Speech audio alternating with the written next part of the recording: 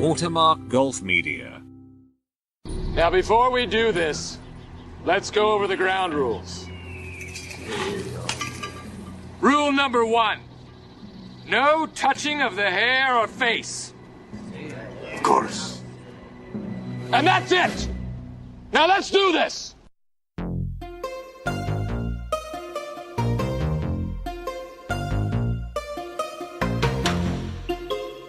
In a world where talk is cheap, someone should be paying you to listen to this podcast. It's the Lip Outs Podcast with your host, golf course architect, author, and former looper for the Llama, Nathan Crace. And now, from deep within the recesses of the basement beneath the studio at Watermark Golf Media, the man of the hour, the tower of power, too sweet to be sour, make you say, woo, like Jerry Clower. Ladies and gentlemen, Nathan Crace.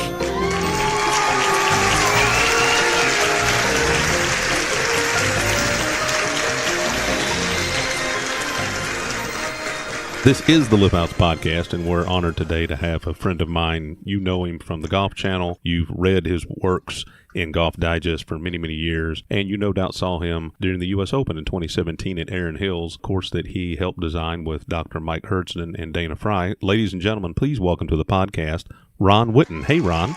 Nathan, I'd love to say that it's an honor to be here, but to tell you the truth, I'm not a big fan of podcasts. Not a problem. So I'm doing this reluctantly because we're friends. I am aware of that, and I do appreciate it. And for everyone out there, I had to drag Ron kicking and screaming via Skype to the podcast, and so we are honored to have you here. I really do appreciate it, though. Well, there's a couple of reasons why. One is I'm much more comfortable asking the questions than answering them. Sure. And I've done a few of these before, and I always come off really pompous and pedantic, and I realize I am both those things, and I just don't like for other people to realize that. Well, if you'd like some advice, you'll sound less pompous if you stop using words like pedantic. Okay. So, no, Hey, I'm a writer, remember? Well, we're going to have fun, and that is the goal here. We're going to have fun with this. I'm not going to ask you what it takes to be a Golf Digest panelist. I'm not going to ask you how do you put the rankings together and what's the difference between resistance to scoring and how much walkability. We're not going to discuss any of that. We're going to talk about anything you want to talk about. Well, and I thought since it might be fun as we get into this, we've got 45 minutes or so, give or take. As we get into this, maybe we do a little role reversal, and you ask me some questions. I mean, I'm totally open to that. I don't have a problem with that at all. I think that might be fun. But I did mention earlier in the preview episode of this podcast that originally it was called A Quick Nine. You were kind enough, I guess you saw it on Twitter, and you sent me an email, a very lengthy and well thought out email, and you said you're missing the boat if you don't call it Lip Outs. And I thought maybe you could go into a little more detail on that. Well, that was the name of your column that you did for years, and it was an excellent column in T Degree, I think it was, T Degree magazine. Yeah, it's where it started. And that's how I first met you, and it seemed to me that that's your brand. Plus, it's just a damn good name for a podcast. I was just serving as your editor, Nathan, just serving as your editor. Well, I do appreciate it, and I do tell people now, looking back, I felt like an idiot that I even didn't think of that to begin with. I mean, I should have been the one to think of that. And of course, the original format was, well, we'll ask 9 questions and get in and out. And I realized quickly, as you told me in that email, that's nearly impossible to do. Our last podcast, episode 4 with Matt Janella from the Golf Channel, a mutual friend of ours, he, had these very compelling stories about growing up and hard work and what it took to get to where he is. And you can't just cut that off at 30 or 45 minutes. And so that turned into an hour-long podcast. So that is the beauty of this format, is we can talk as little or as much as you would like, or about whatever you would like, or what you don't want to talk about. Okay, yeah. I much prefer just to rant about where I think golf architecture is now and where I think it's headed, rather than to recite for the umpteenth time how I got into the golf writing business and all that. Sure. No, so if you'll indulge me. So absolutely. Let's start with the Longleaf Initiative. Okay. Yeah. This is the program that being promoted by the ASGCA, and it's meant to, grow the game. But frankly, I just don't get it. I think it's misguided. I think, I just saw a course that Jim Fazio redid Aberdeen down in Florida, where he put in 8 sets of tees at the request of the manager and all this. And even he admits they look goofy. I mean, we used to talk about how Trent Jones' long tees were railroad or landing strip tees. Now we're with this initiative, we're building railroad car tees where they're just lily pads, one after another after another. And for some reason there's an obligation to slope and rate all these sets of tees, and I'm going, it doesn't, for beginning golfers, for older golfers, they aren't worried about their handicap. I mean, when I took my daughters when they were young out to play golf, we just teed it up in the fairway, and we didn't worry about all that stuff. And I just don't understand why this mania to formalize all these forward sets of tees ad nauseum. There you go. See, I'm already sounding like the grumpy old man that I am. Right out of the gate. No, and I will agree with you in that when my kids were young, we would go out to play golf, and I would hit a tee shot, and if it was in the fairway, which rarely, but if it was in the fairway, I'd let them tee it up in the fairway next to that ball, and they would tee off from that spot. And there was no formality to it. They just wanted to be out there and have fun. I think, though, that the Longleaf Tee Initiative brings a little structure into an idea. Okay, here's what we're shooting for, and it takes some time to kind of massage that and get it to where it is. And as an example, at the Refuge in Flowood, Mississippi, that we're renovating right now, we're installing the Longleaf Tee system, but not to the umpteenth degree. And what happened there, I don't think you've ever had the chance to see the Refuge, but the golf course was in this strange no man's land where it was extremely short from the back tees. It was 6,500 yards from, by today's standards, extremely short, but it very tight. So for the better players, they couldn't hit driver on a lot of holes.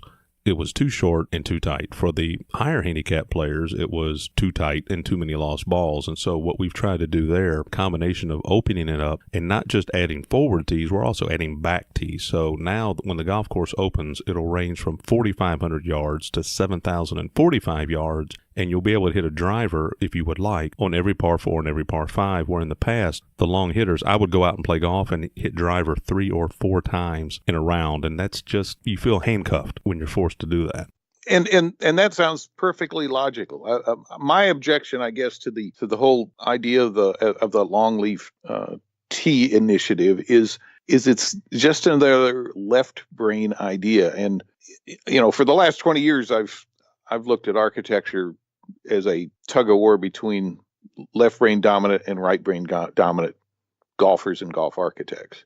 And it's kind of curious because right now, all the hot architects, all the big name architects that are getting all the press are all right brain architects. And by that, I mean, they're not set into a format that's conventional, and they design for people to sort of invent their own game and invent their own shots. And it's ironic that most golfers are still left brain golfers. I mean, they learn by rote, they learn by practice, they love to drills and tips. That's why Golf Digest has been so successful with all these tips every issue and everything. And they want the latest equipment. They want, they go out on a Core Crenshaw design course, and they're still using their yardage monitor to try and figure out the exact yardage to a pin, when Core and Crenshaw want you to hit it 20 yards short. And that's what I find really ironic, because the game in architecture, the push right now is towards really, really right-brained golf courses. And yet most golfers want to, tee it up and keep it in the air as long as they can, and they want the latest equipment, and they want all this stuff, and they still play left brain. The Tee Initiative, to me, is the left brain sort of thing. We have to organize these tee boxes. We have to build them as you would build in irrigating any tees, and then we got to slope and rate them so that if you play up there, you can still get your USGA handicap. And I'm going, the people that are going to play up there, I don't really think they're worried about their handicap. But I've never said anything in print. I've never, I'm not trying to go after anybody. It's one of those things where I'm a right brainer, so I just look at these things and kind of shake my head. No, I think it's good to have a discussion on topics like this, and For me, for example, at the refuge, the Longleaf Tea Initiative for me was an opportunity to kind of right some wrongs in a previously quirky design where we could build some forward tees where juniors, beginners, elderly players, perhaps players that had some type of physical disability where they couldn't get up and down the side of some of the taller tees, and they would be able to play and not have forced carries over water at the refuge. Well, there's less now, but the forward tees enabled us to kind of work them around those areas and open it up, because there had been an increase in juniors coming out there playing. On the first 5 holes years ago, we went and put in the U.S. Kids plaques. You've seen those. They stick them out in the fairway, and then kids go tee off from that location. And they made scorecards to go along with that little kids course, and it worked out great. And so what we're doing is kind of taking that and giving it just a little more formal look. So when these kids walk up, and they can actually walk up on a tee, will we rate them? I don't know. But the other aspect of it that I like is when you look at that scorecard and you have the little triangles, and you can go play the blue tee on the first 2 holes, and then maybe you play the black tee on the next hole, and then the blue tee on the next hole, and then the black tee on the next 2 holes. And so you have this different golf course. You could literally play a different golf course every day. I like that aspect of it as well, especially for people who play the same golf course a lot. And this golf course gets a lot of public play. It's going to be next door to a brand new, just an awesome $50 million Sheraton Hotel and Conference Center. So there'll be a lot of resort type play there as well. And for me, it's just another option. It's not, I never saw it as a structured, it has to be like this, it's going to be like this. In fact, one of the first concerns that I had about it was we're going to have another set of tee markers that they have to move when they mow every morning. Yeah, I don't object to adding forward tees on a golf course, because I think too many courses are built too long for average high handicappers or people my age and older, and especially beginners and women. My objection is really just the silly point of 8 sets of tees or 6 sets of tees. I mean, build 3 sets of tees if you want to put 2 markers on one set or 2 markers on 2 of the sets and have a back set of tees. To me, that's all you need. It just seems to be stretching the point to have so many multiple sets of tees. Does it really mean that it make a difference if you're, at Erin Hills, our forward tee, or our regular tees are 90 yards ahead of the back tees. If you fill that 90 yards with 4 more sets of tees or 3 more sets of tees, would that many people use them? No. No. You have 27 tees on every hole. Yeah, most golfers play from the white tees or the regular tees, and the back tees are rarely used, and the forward tees don't get used enough. Right.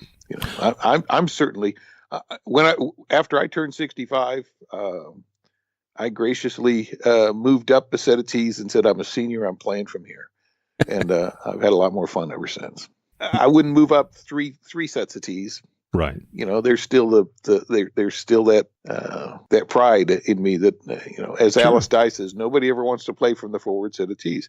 She said if we'd called the front set of tees the tips instead of the back, and said, hey, let's play from the tips, the macho males of the world, we'd say, sure, I played from the tips today. And and it's funny you mentioned that, because one thing, one part of the Longleaf Tea Initiative is where they flip the colors. I mean, they put the red tea in the back and the purple or black or whatever it ends up being, because they have so many sets of teas up in the front. At the refuge, we've already decided we're not going to even have any color. Like the logo for the golf course is a duck, so each set of tees will be named after a different type of duck that's indigenous to Mississippi. So there's no color, no gender involved. And again, trying to encourage people to play from the set of tees where they're going to have the most fun, not just because they think they need to be playing from there. And that's important. See, I like the idea that Arthur Little presented to the ASG several years ago, and that was you color code the tees with flags on the driving range. And if you're hitting close to the white flags with your driver, you're going to go over and find the white tees. And if you hit the red flags, you should be searching out those red tees, because those are the ones you should be playing for a person of your distance. And it made a lot of sense to me, and it seems very logical. But you're right. They're traditionally red sets of tees were the forward tees, quote, the women's tees, as they used to be called. Right. And no man wants to be caught dead playing the red set of tees. How do you steer golfers to the correct set of tees. Golf Digest did this survey back when they had that 2008 U.S. Open at Torrey Pines. The year before that, I think it was, or maybe 2 years before. They went out and they measured drives of just regular players at Torrey Pines for several days, asking people what they thought they did, what they thought they drove the ball. They didn't say, how far you think that is? People say, oh, it's 220 or something. It was 180.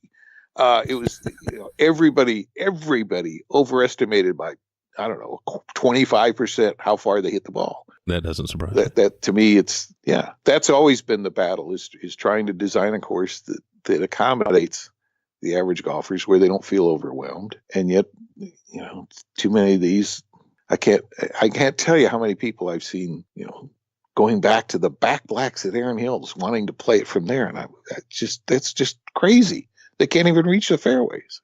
Really, that kind of harkens back to one of my Lip Outs columns that I wrote called 8,000 Yards with a Bullet. And that's been, 15 years ago or so now. But the point of that was that so many people show up to a golf course they've never played. They flip over the back of the scorecard and they look to see if it's more than 7,000 yards from the tips, whether they need to be playing from there or not. But to that end, I will say if I go play a golf course with some friends, and it's a course I've never played before, and maybe I won't get a chance to go back. The Ocean Course at Kiowa was an example. Back in college, a buddy of mine, we drove out there for Easter break and played a lot of golf and got on the Ocean Course. And we said, we may never get a chance to play here again. So we played it all the way back, and it rained for 13 holes, and the wind was howling the entire time. And, of course, that course was never designed to play the back tees on every hole at the same time. And we had to walk walk back through the scrub and the brush and the dunes to actually find some back tees. And we tried to walk it off. I think it was probably almost 8,000 yards but of course, Pete never designed it to all be played from the back tees in any given day. He wanted it to have that flexibility depending on the wind. And I think maybe some people feel like that. They say, well, we're going on this buddies trip. I'm still a single digit handicap. I want to tee it up from back in the back. And so some of the other guys go, well, I'll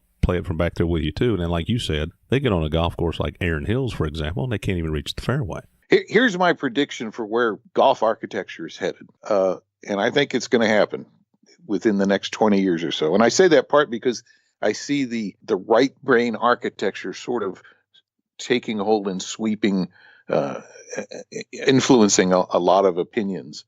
But I think the par 5 is almost obsolete by today's technology. And I think we're going to see architects building fewer and fewer par 5s. We'll see more, we've already seen more par 70s. But you're going to see courses with maybe one par 5 or maybe even no par 5s, par 68. And, it addresses several different things. It addresses need less land. It addresses, you're going to save a certain amount of irrigation and chemicals and all that stuff. But, I don't think anybody will miss them because there are still eagle holes out there for good players. And those are always the drivable par 4s, which are, becoming far more popular. Architects 20 years ago would do 1. Now they're doing 2 per course or even 3 per course. David Kidd did 3 on Gamble Sands, three short par 4s where you can go for the green. And for the average golfer, that's actually better than a par 5, that's a short par 5, because they allow them to tee it up and they can go for their, try to reach the green from the tee and have a thrilling putt for an eagle. And I really think it's going to come about. We built 4 par 5s over 600 yards at Erin Hills with the idea that, we'll force these guys to hit a 3-wood. Well, they hit 3-woods 300 yards, and they could reach the 18th hole, which was playing 640 yards in 2. Yeah. There is no such thing as a 3-shot hole anymore for good players with this technology. And I suppose if you had a piece of property where you still had a beautiful creek like the 13th at Augusta National, and you'd say, man, I still want to have a gambling par 5 there. Sure. But nobody finds 4 opportunities on any piece of land for that sort of stuff. And even today they've had to buy a chunk of land from Augusta Country Club, Augusta National did, with the intention of lengthening that hole to make it a reasonable par 5 in this day and age.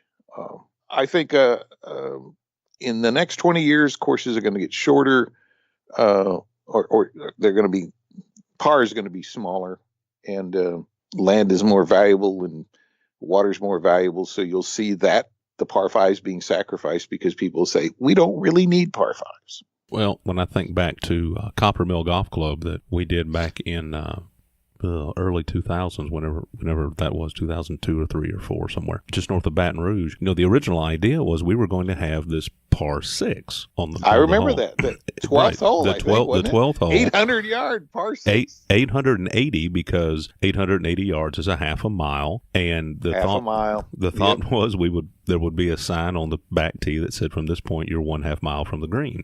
It was downhill a little bit, as much as you can be in that part of the world, but the owner got cold feet and didn't want to commit to that, so we ended up breaking that up into the 12th and 13th holes, and because of that, I had to redo the routing, and that's how we ended up with a 6, 6, and 6. We had 6 par 3s, 6 par 4s, and 6 par 5s, which, as you alluded to in Golf Digest, when the course won best affordable public course in the country, that was one of the things that contributed to it, was the fun factor of having 6 par 3s, 6 par 4s, and 6 par 5s. Yeah, and the only thing I think I would say in this day and age is that 6 par 5s I think are at least 4 too many.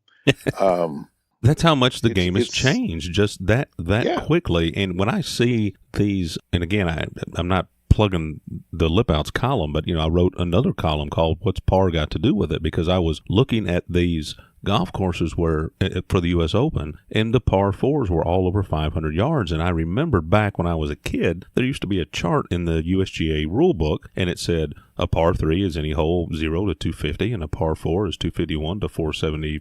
Anything above that for men is a par 5, and then women have an option of a par 6. That has very stealthily disappeared from the rule book years ago.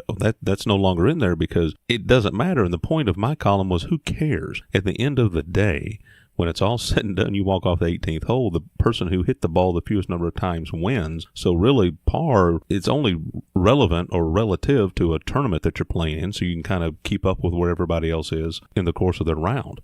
Yeah, and for the average golfer who didn't have the length to go for a par 5, the second shot on a par 5 was always the most boring shot on the course. You were just advancing the ball, and most architects would not put any sort of challenge for an average golfer in there because architects want to be considered friendly towards high handicappers, not penal towards high handicappers. So it was just advancing the ball, and I truly think that more golfers, average golfers, get a kick out of teeing it up on a short par 4 and trying to reach the green than they ever did trying to advance the ball down a par 5 fairway without a tee. I love it. And that's another reason why, and I think the course is the future. You're going to have 3 or 4 of those instead of 3 or 4 par 5s.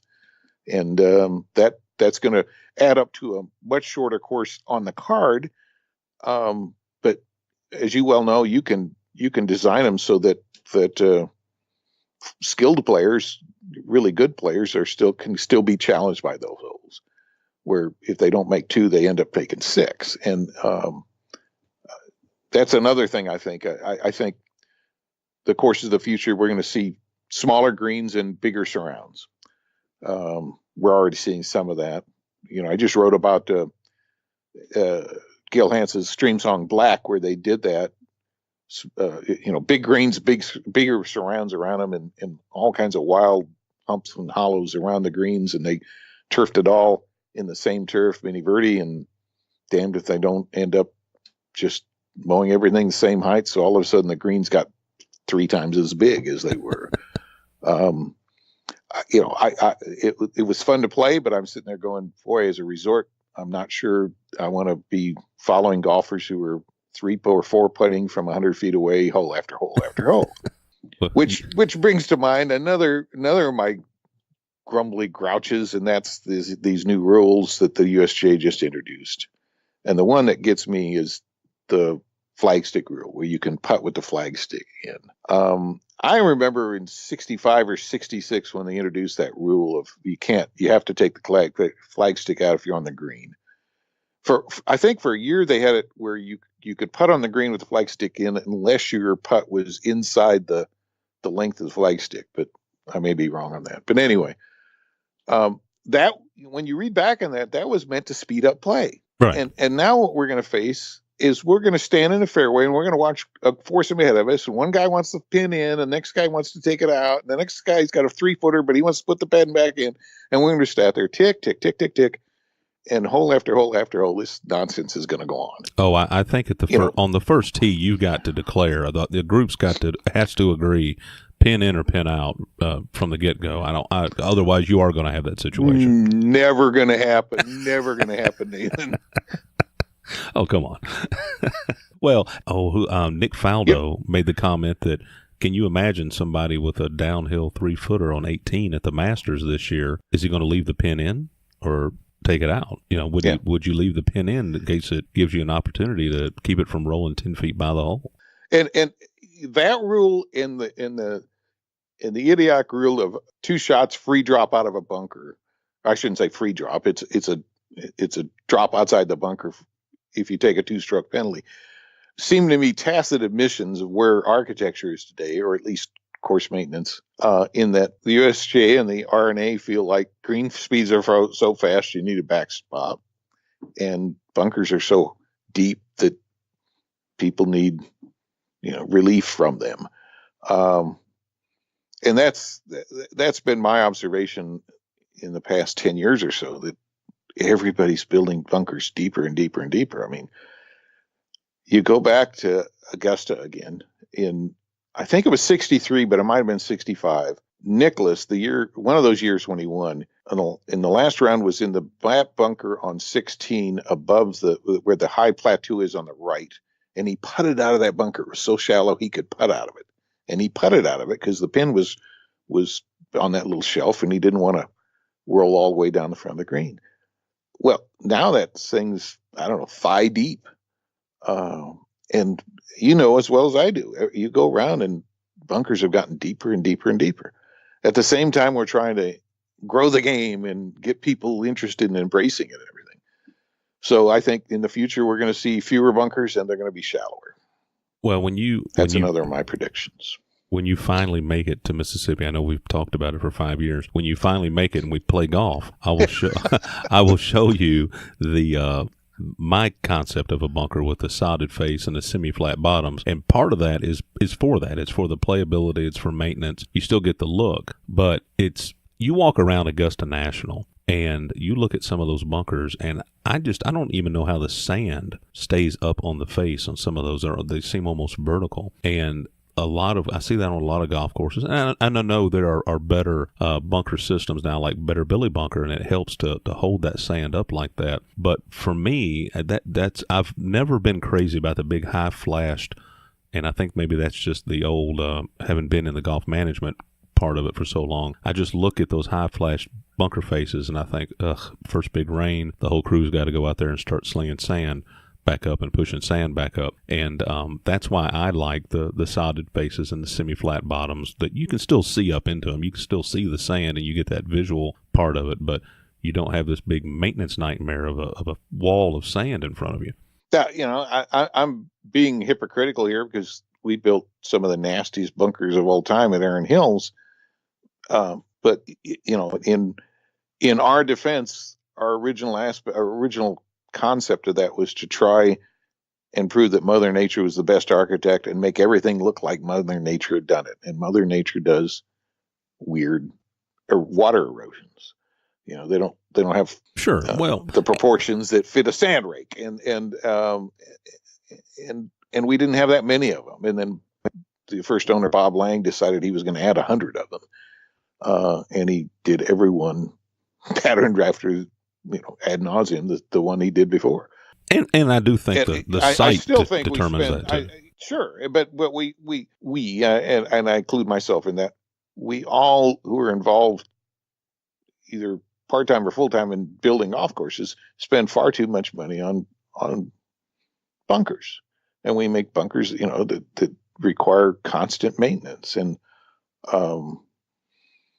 that's another thing that I think we're going to see or should see in the future is that we need to get back to designing courses for ease of maintenance, because we cannot continue to escalate the cost of this game. It's gotten out of hand, and the long-term future of the game requires that it be affordable. Absolutely. And I say that as somebody who's a right brainer, and right brain architecture, I always point out is, and that's one of my frustrations with a younger generation who says, like, oh geez, from the post-war period until Tom Doak or Bill Core came along, it was a vast wasteland of nothingness. Well, no, they were building economical post-war courses. They were building courses for $250,000 with single row irrigation. No, they didn't build 60-yard wide fairways because they had single row irrigation. And Right. people just they presume that everybody had the sort of money to spend that we're being spent today, and it's only been in the last 20 some years that everything escalated, and Golf Digest was a culprit in that with our Best New Awards. Yours was one of the affordable courses that actually won, that was actually affordable, but an awful lot of those were built for a lot of those winning courses were built for astronomical amounts of money, and it was a lot of special effects, and it was a lot of earth movement for dramatic purposes of being eye catching, and and not for strategy or playability or any of that.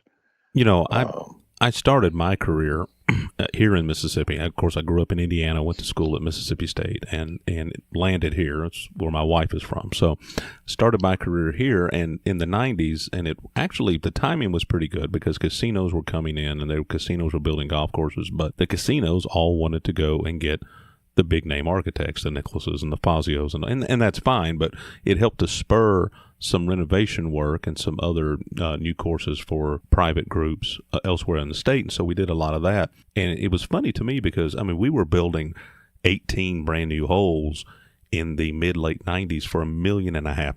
And these weren't goat ranches. They were nice, fun to play golf courses. And like you said, we were smart about the irrigation. We may have single rowed out to the fairway, then double rowed in from there. We didn't get crazy with it. Occasionally you'd have a hole where, it have to have maybe triple row in the dog leg because of the way the hole is shaped or something like that. Never got crazy with the bunkers. The greens averaged about 5,500 or 6,000 square feet, and we didn't have 13 tees on every hole. But we were able to do that through those cost controls. And I always laughed when I would pick up a magazine and somebody would say, well, yeah, we only spent $8 million on this, so we had to cut corners. And I would just sit back and be dumbfounded because we were doing some really nice work. We renovated Hattiesburg Country Club in 1999 for $1.3 million, and that's a phenomenal golf course. It still is to this day. It's still one of my favorite courses in this area to go play, and it's because we didn't go waste a bunch of money. We didn't move dirt where it didn't have to be moved, but also Press Maxwell, son of Perry Maxwell, Press designed that golf course back in the 50s and did a phenomenal job of routing it from, hill to hill and, those natural pines and all that. So we didn't have to move a lot of dirt, and we redid all the green complexes, and they wanted to modernize, quote unquote, the golf course. But you don't have to go out and spend that kind of money. And then now I've seen since the economic downturn where we go in and do a lot of bunker renovation projects, as you discussed earlier, where we're taking out sand. I've got a project in Arkansas where we cut the square feet of bunkers by 40%. It has no impact, no detrimental impact to the playability of the golf course, but they had these huge bunkers and bunkers that never came into play, and it was just a maintenance nightmare. Yeah, and it's not going to get any better. Most courses, the highest cost on their maintenance budget is labor, and an awful lot of courses have an awful lot of hand labor, hand maintenance. And I'm including all these right brain courses among them. I've said before that all these vast acreages of sand that we're seeing now that's become so popular, and they are breathtaking to see, and they're visually outstanding. But something's going to grow there, and so you end That's up right. at Pinehurst, number 2, for instance. You end up hand rake or hand plucking and hand spraying everything. Well, there is a reason why golfers planted rough, something that could be maintained with mowers. And the rough is, especially primary rough, it seems to be, a dirty word among some architects these days, and I just don't get it, because you're handcuffing yourself in terms of what you can use for risks and rewards if you don't have at least some light rough in some holes. Right. The same with trees. Everybody's clear cutting trees, and I think those are two elements that will make a comeback, but right now are being ignored or being foolishly abandoned. To that end, you talk about fairways. I have thoughts on this the new width movement. Everybody talking about width, adding width, making it fun, different angles. And that sounds great, but if you go out and start doubling the width of all your fairways, well, then you've got to irrigate it, and then you've got to maintain it, and then you've got to mow it, and you've got to fertilize it, and you've got to treat it. To me, adding width is not just widening the fairway. To me, it's the playing corridor. So maybe you have some areas up and down the side of the holes where maybe you do have some encroachment from trees and areas that you can kind of clean up and clean out. But if we start going around just adding width for the sake of width and doubling fairway widths, and we're all of a sudden we're back tripling 3 and 4 wide on irrigation, well, that's an astronomical increase in construction cost. Yeah, and again, the whole idea of width, they keep saying, well, all the grand old architects, Donald Ross and McKenzie and all those guys did that. Well, they were unirrigated fairways, so they were there. Right. You could mow them as far as you wanted. It was just wherever they placed the bunkers. And when you look at those old things, they did the same way Pete Dye did, and was they offset fairways, and it start out heading to the right, and then it suddenly swing left, and it'd go around a bunker and go back to the right. But the width of the fairway to me is, you can have the same strategies on a 35-yard fairway as you have on a 65-yard fairway. David Kidd, for instance, at Mammoth Dunes, talked about it. He still has spots where a good player wants to drive the ball in order to have that perfect angle in the green, and there's usually one of those, and that's a very left brain sort of proposition. David's a right brain architect who's trying to engage his left brain in terms of setting up strategies, and yet he says, I make big wide fairways that are perfectly visible from every tee, so that the average golfer feels encouraged to hit the ball and swing with confidence. And that's right from Reese Jones, who was doing 60-yard wide fairways at the Peninsula Club in North Carolina in 1992. And he was always about definition. So there isn't that, I mean, everybody has these same ideas. It's just how they translate them in the ground. And the thing of it is there's a fine line between having these generous fairways that seem appealing to an average golfer and getting what I call driving range golf, where you just stand up and you hit it and you don't care where it goes because it's going to be in short grass. The thing that I learned from Jason Day, when he played at Erin Hills in the U.S. Open and he missed the cut, is he said the fairways there were so wide, and they are wide. They were 40 to 60 yards wide, depending on the hole. They were wide for a couple of reasons. One was the topography, the slope of that kettle ring stuff, and the other was because we expected wind. There's always wind there, and there wasn't any wind. But he said he couldn't focus. He's a left brainer, and the left brainer wants to have they want to have a tunnel vision where they focus on their tee shot. He said the things was so vast that he couldn't focus on where to hit the ball. And if Jason Day, one of the best golfers in the world, has the average golfer standing there is just, they're hitting it like they would on a driving range. Right. And I think architecturally, I don't want to ever do a hole where you feel like you're hitting on a driving range. There's got to be something. And whether it's the width of the fairway or whether it's like you said, encroachment of hazards at different points in that fairway or something. And trust me, David Kidd at Mammoth Dunes did a great job of that, of having having sand scars that kind of eat into the thing, and his fairways weave and tumble and flow left and right and right and left, and S-shaped straight holes, that sort of thing. But that's one of those things where, again, there are right-brainers or right-brain devotees who want to try to have absolutes. Well, that's the opposite of right-brain thinking. That's left brains. Right. Left-brainers want to be organized and have set rules and standards and all that stuff. Right-brainers want to be inventive and spontaneous and unconventional. And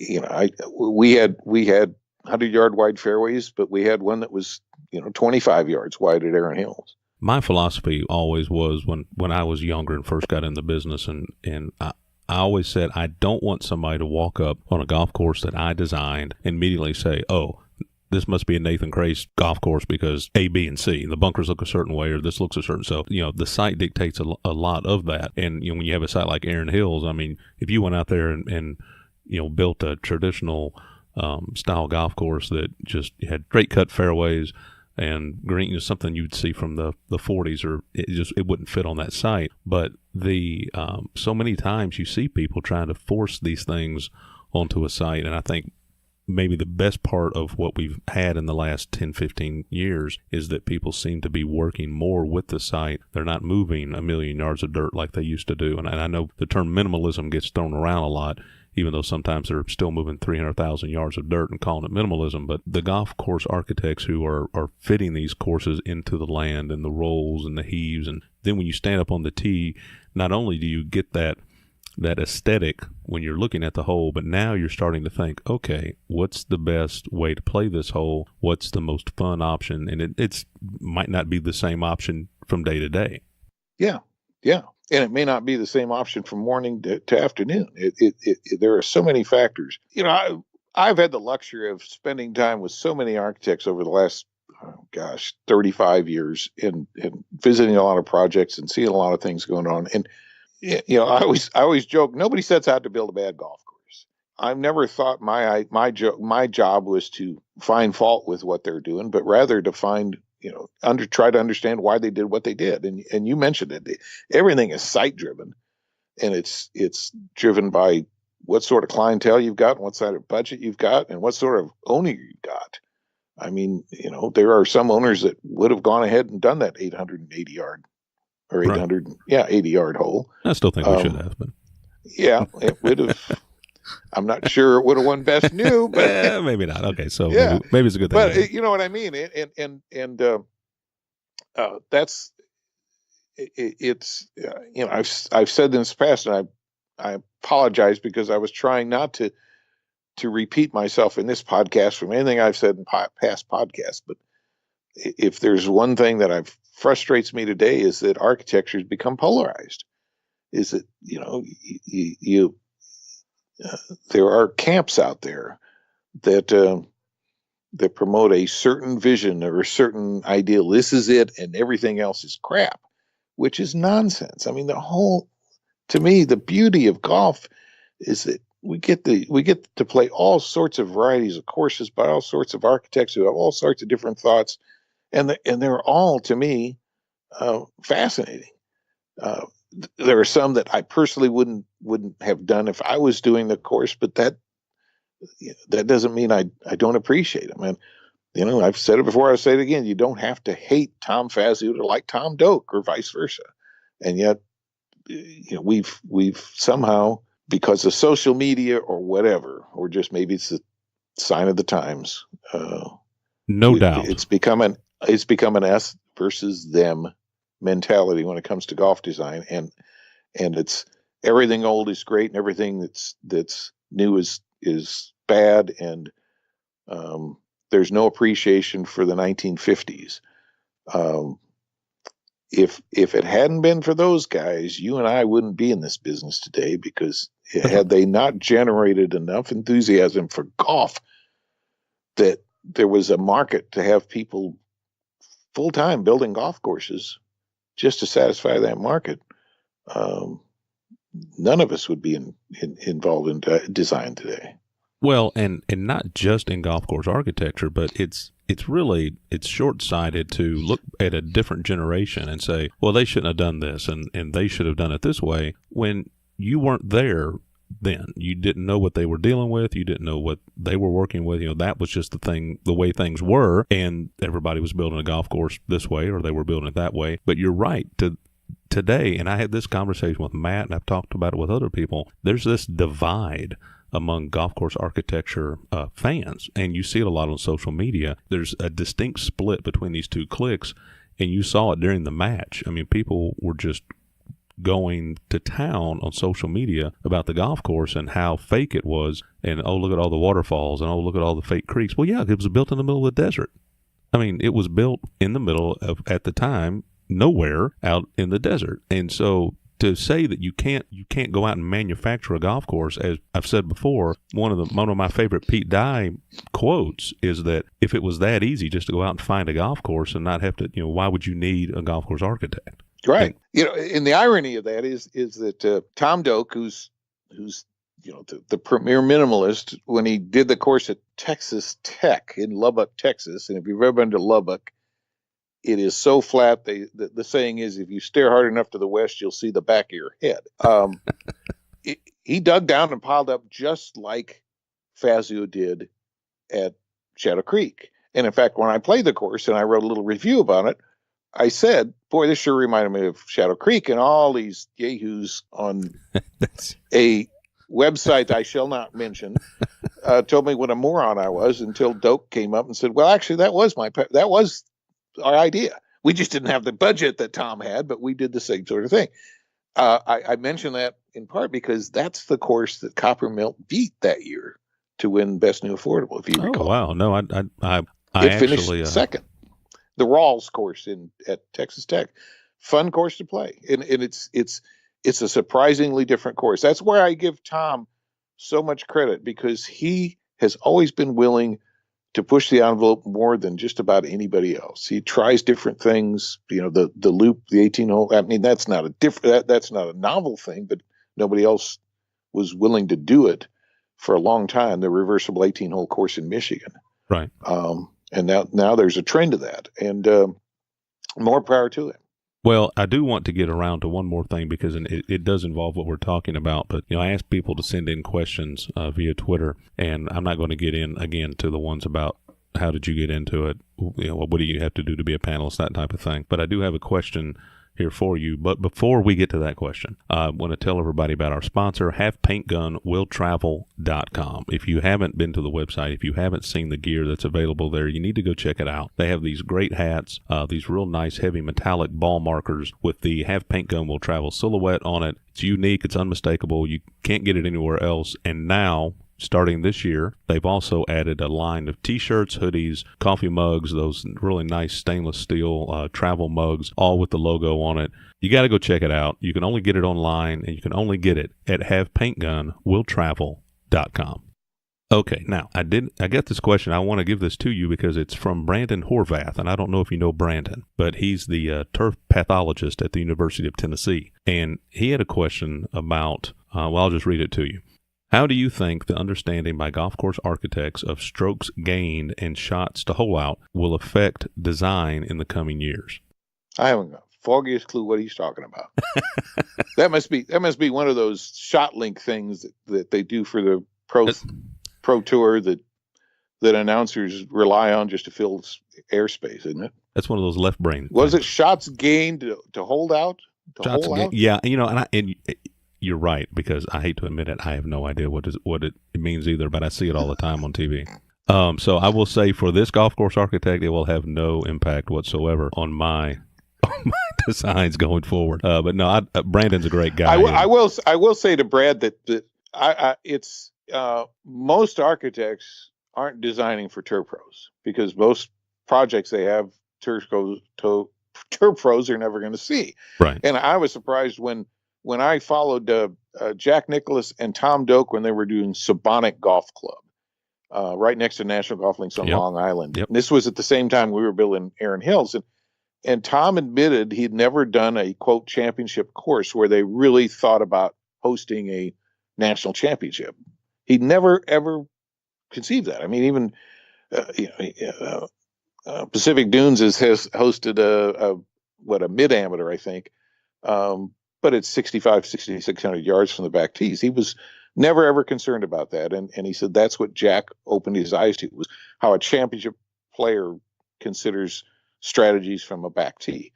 And as you well know, most clubs want a quote championship course, but they're thinking in terms of club championships or state amateur or something. Right, but they're not going to hold a tour pro, let alone a major.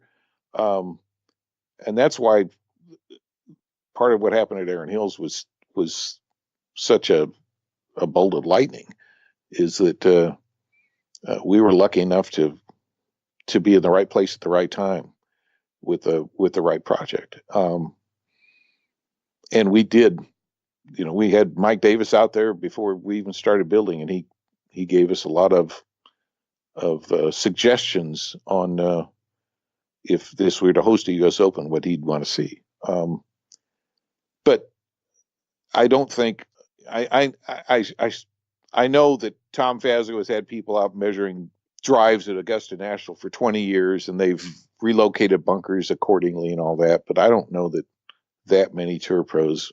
Maybe Reese Jones, because he's been the Open doctor for a long time, and maybe maybe Gil Hance now, because he's redoing so many of these courses. They're going to host Opens in the future. But I don't know that most architects are really studying shot link figures and trying to figure out, well, where what width should I make this entrance into the green to challenge a tour pro? I mean, that. No, I think totally to that, wrong. and you're right. And for all the left brain, right brain talk, now I'm starting to think I might be schizophrenic, because there are a lot of issues I'm left brain about, but a lot of issues I'm right brain about, and on the same golf course. And I don't think there's anything wrong with that, but I design a golf course from the green backward. And I do it that way because, when you play into the hole, you can't just stick a bunker out there, at a certain distance from the back tee and not consider where the other players are playing from, because, as you alluded to earlier, very small percentage of people are playing from back there, or that need to be playing from back there, and it almost needs to be the other way around. And for me, that was born out of being an assistant golf pro for so many years before I became a golf course architect. And I would go play with seniors, and I would go play with ladies, and these were very good golfers for their age, or for the women who physically could not hit the ball as far as a comparably skilled male golfer. And again, this was in the 90s, so we hadn't really had this big equipment revolution just yet. I think the big thing at the time was maybe titanium shafts were starting to be put into drivers. But I was out playing golf with a group of ladies who were very good golfers, and I'd hit a drive and have an 8-iron into the hole, and they would go up to their tee and they would hit a comparable drive, and they were hitting 4 woods into the same hole. And that's when it kind of dawned on me, and I thought, well, that's not really fair. And, these tees were just kind of stuck out here, and they called them the ladies' tees. And so kind of doubling back to where we began the conversation with the Longleaf Tee Initiative, for me, it's not just about how many tees can we put on this hole. It's about where those forward tees are, making golf as enjoyable as you can for people from up there, so that they can make their way to the green and have a chance at maybe a birdie every once in a while, but at least have a chance at making a par. And that's the type of thing that keeps the game growing, not making. Used to have these lists with the hardest golf courses, and there were people who actually wanted to be on the hardest golf course, and that baffled me. I don't want to walk off a golf course and feel beat up, and I don't understand the people that want to do that. Yeah, well, Pete Dye made his career on building the hardest golf courses, and he liked to say that if you play from a nice set of tees, it's still playable. And I always said, Pete, I can play from the very forward set of tees, but a 19-foot deep bunker is still a 19-foot deep bunker. You're absolutely right. The thing that somehow gets lost sometimes is that you're not trying to design a course for the average golfer to reach deeper green regulation. The average golfers aren't going to do that. Hell, tour pros don't even do that. Right. From the tees they play at. And that's why the handicap system exists and all that. And I've always thought the old philosophy that Trent Jones ad of hard par easy birdie was or hard par easy bogey, Right. which translates to a net birdie or net par. You want to try and give the average golfer some sort of bailout area so that they can try and tack their way down the hole and try to get on and get down in two and get their net par.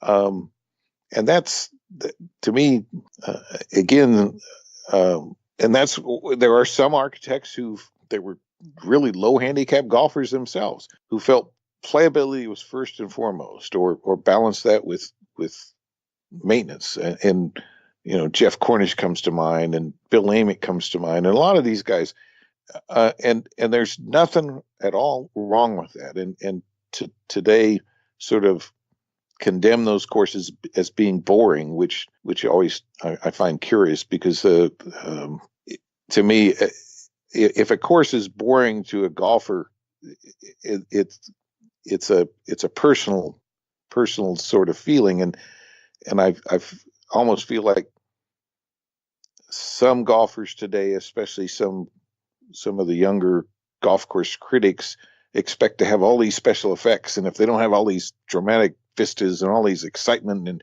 nasty looking bunkers and everything, they consider it boring. Well, you can have a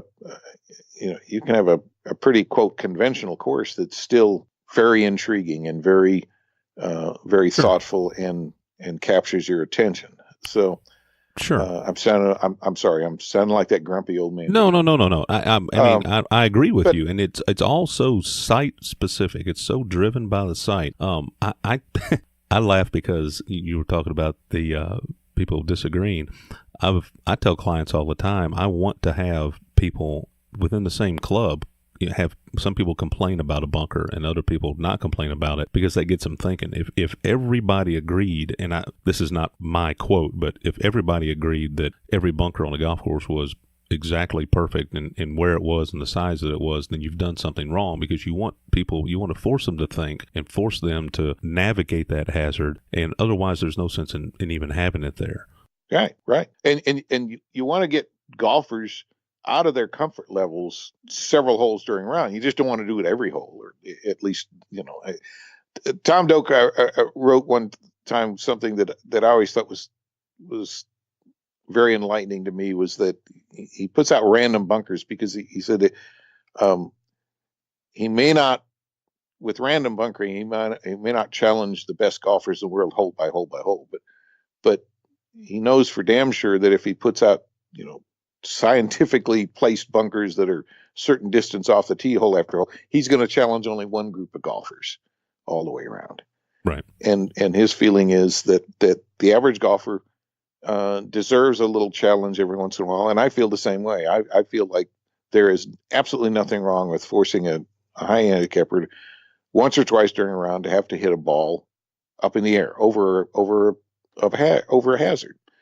Now, the penalty for failure, if it's a water hazard, is different than if it's a sand bunker. It's different if it's just a hollow with rough in it. But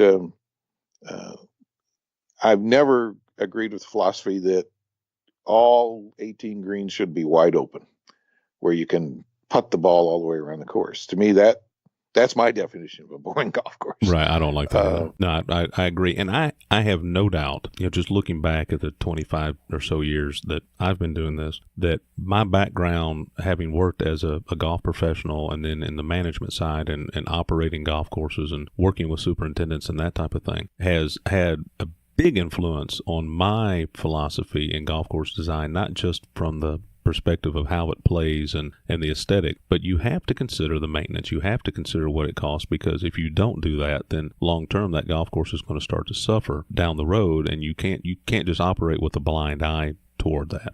Absolutely. I learned more from the 3 years I owned and operated a golf course than I ever did at any other time. I realized that everything counts, everything, and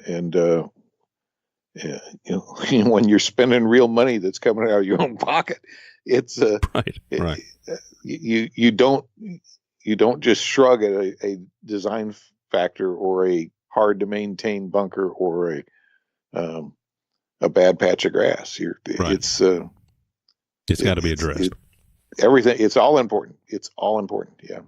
Well, Ron, we've been here for over an hour now, and I know this is probably my gosh, this is probably the best podcast you've ever done. I don't hesitate to say that because we didn't bore you with questions that you didn't want to answer. So nothing like I'm not, but I mean, I love I love this. Spared me. Go ahead. Oh no, you spared me the agony of having to recite my boring life history, which is not that exciting. Well, I like the stream of consciousness. I enjoyed, I enjoyed just bitching about things with you. Well, it was fun. And look, I do want to thank you again. It was very kind of you to write the foreword to the novel that I wrote a couple of years ago that I'm still trying to get published. But it was very kind of you, and what you said in that was very nice. It'll happen. Stephen King, it took him, I don't know how many years, 5 or 6 years to get his first book published. Oh, it's just one of those things, not being in that industry and not knowing anybody, in that industry to quote unquote get your foot in the door. And, thankfully that's not my primary way of making money. It'll happen eventually, but I do thank you for that. And also we've got to get together and play some golf. And I know we've been talking about it for years, but we've got to make that happen. Hopefully we'll have the refuge open this fall. I'd love for you to come check it out and see what we did there. I think it checks off a lot of your boxes, and I think it's going to be a lot of fun golf course for players of all abilities to get out and play. So Ron Whitten from Golf Digest. If you don't get Golf Digest, subscribe in print, get it online, on social media. Read Ron's work anytime you get a chance to, or if you get to see him on TV. Ron, thank you so much for taking the time to be here with us on the podcast. We really appreciate you being here. I absolutely enjoyed it, Nathan. Thank you. Come back anytime, Ron. Remember, follow Ron on Twitter at Ron Whitten GD. You can follow me on Twitter at LipOuts, follow the podcast on Twitter, and like it on Facebook, both at LipOuts Podcast. And as always, all of this information and links to the topics we've discussed will be on the website at lipoutspodcast.com. We can't do this without the support of listeners like you. Tell your friends, family, and coworkers about the podcast, and if you don't subscribe, do it now before you forget. For Ron Whitten and everyone at Watermark Golf Media, I'm your host, Nathan Crace, and we'll see you back here next time when we tee it up on the LipOuts Podcast.